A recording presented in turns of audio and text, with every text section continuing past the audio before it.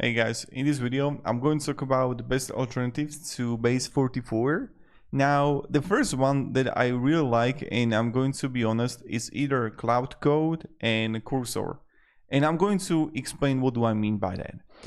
I was testing like Base44, or if you would go with kind of like the bold new that it's going to do it for you. But there is something like even the lovable. I'm going to talk about those.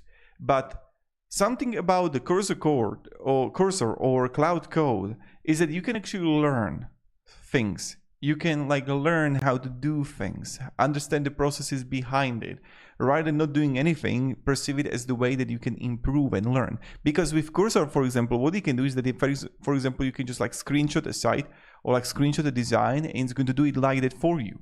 And that's great. So that's something that I especially really like. And that's for the best alternatives, that what I would recommend if you would be my friend, right? Like what I would recommend for you. Because yes, you have, for example, Lovable.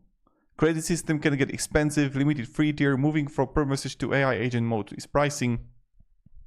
You can build the basic applications with Base44 too. I really like using Base44. I'm just using Cursor now. That's what I really like right now.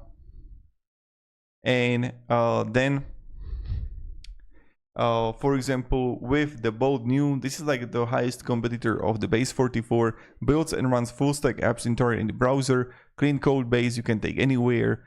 Also, the credit base pricing can add up, no integrated database, and not as reliable as some competitors.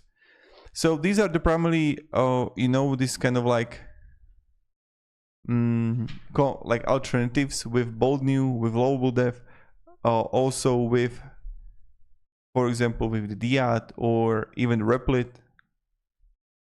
But what I would recommend is just going with the Cursor or Cloud Code and go that way. Or even you can try the flexible local open source AI app builder. This is something that you can also try to do. So yeah, thank you very much for watching and have a great day and goodbye.